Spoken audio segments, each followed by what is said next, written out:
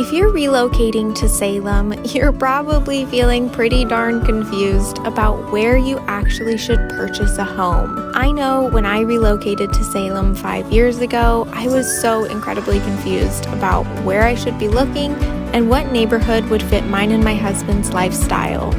In this video, we're going to talk about the different areas of Salem so you can get a better understanding about where you might want to live. Let's talk all about Salem and get you educated. My name's Clarity Odd and I'm a local realtor, but I'm also somebody who's relocated here, and I had some troubles figuring out where the heck I actually want to live. So now I'm helping you figure this stuff out so you don't have to go through the trials and tribulations I did. People just like you who are watching these same videos, who are relocating to Salem, are reaching out, and we're helping them find a new home here in Salem. So if that's you, make sure you jot down this number that is popping up on your screen and give us a call so that we can help you find the perfect area in Salem to call home. If this is your first time to this channel, make sure you subscribe. Hit that little bell button because you're going to be notified each week when I put out a new video all about living in Salem. First area on our list is going to be South Salem. Now, this is not to be confused with the neighborhood South Salem. We're just talking about the whole bottom half of Salem. Salem's pretty much divided into 3 areas. So you're going to have North Salem, you're going to have West Salem, and then you're going to have South Salem.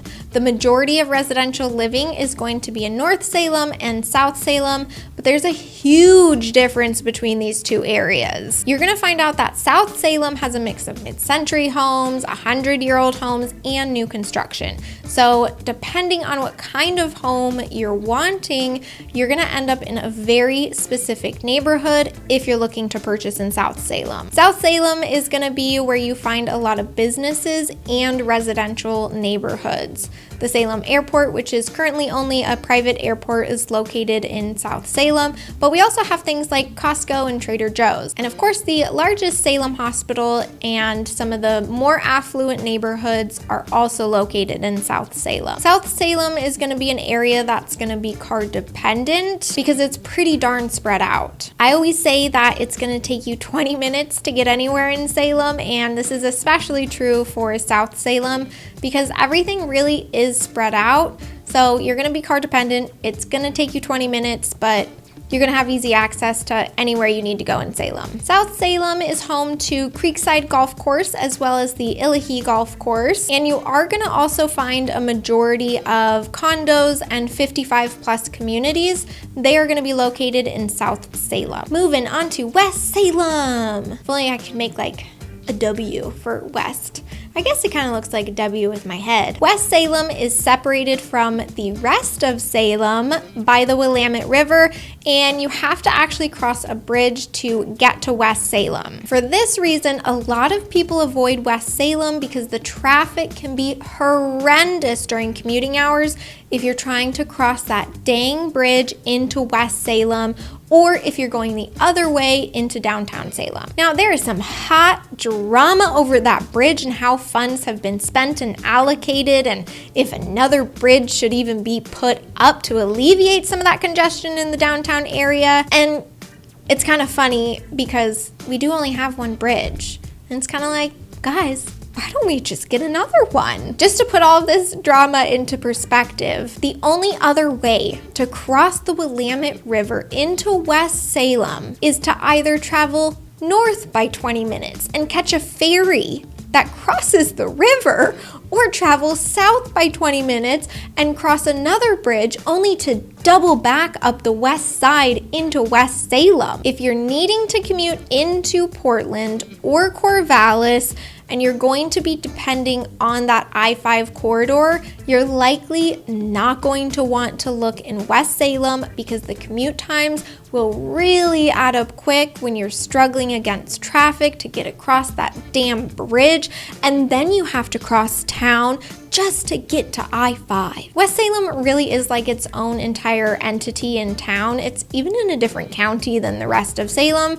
So once you cross that Willamette River, it really feels like a self-sustained part of town. The neighborhoods are pretty darn walkable in West Salem, but it is more hilly than the rest of Salem, which means you better work out your lungs to get those steps in West Salem. West Salem is another part of town that's going to be car dependent because you have a little downtown area in West Salem, more strip malls really, but you do have things like grocery stores and some other, strip mall things. To get back up the hill into the residential area will require a car. For the most part, West Salem is pretty darn residential, but it does butt up against some farmlands and some excellent vineyards. While there are a few new construction homes in Salem, it doesn't have nearly as many as South Salem, so West Salem is going to be a great contender for those who are just wanting a tight-knit neighborhood and houses that were really built in the mid-century, but a lot of them in the early 2000s. You're also going to find Salem Town in West Salem,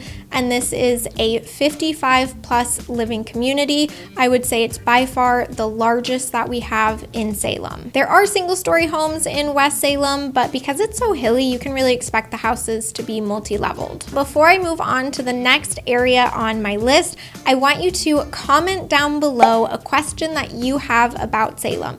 I will then create a video to answer your question because I am guaranteeing that you are not the only one who has that question in mind. When we talk about these neighborhoods and areas, I think it's going to become really clear that each area and section of Salem is so incredibly unique that it really depends on your needs, your budget, and what kind of lifestyle you want. When we hop on a one-to-one video call, these are questions that I'm going to ask you, and from there, I'm then going to tell you exactly where you're going to want to look in Salem based on your criteria. And likely I'm going to tell you neighborhoods that you haven't ever even heard of. Next on our list is going to be Keizer. Keizer is actually a suburb of Salem and is located just northwest of downtown Salem, but Keizer is really its own town. I mean, it has its own mayor and city hall, so it's super close to Salem, and when people talk about Keizer and Salem, they're kind of interchangeable. Keizer is an area of Salem that has more planned communities. There is a little bit of new construction going on in this area, but for the most part, you're gonna find that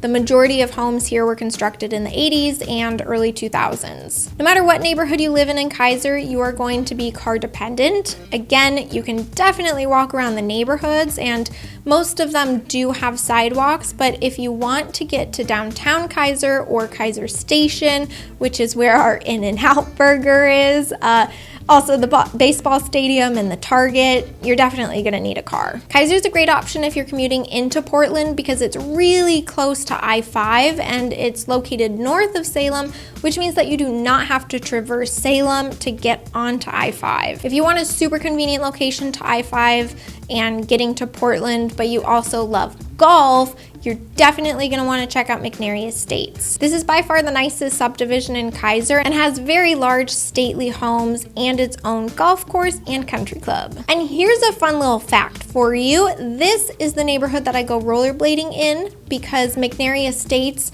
they always maintain their roads. They are super clean and super smooth. The homes in McNary Estates are going to be more expensive than the rest of Keizer, but you will find that McNary Estates is a really great community for not only golfing, but if you're looking for more resort style living and you want to drive around in the streets in your golf cart. If you're ready to move to Salem, but you still feel like you're needing some more help or you're wanting more information about what it's really like to live here in Salem, especially from somebody who's relocated here, definitely reach out. We are helping people just like you who are watching these videos. So we would love to help you as well. You just gotta reach out. You can find all of our contact information in the description of this video, and I cannot wait to help you find a home in this awesome city. Bye, friends.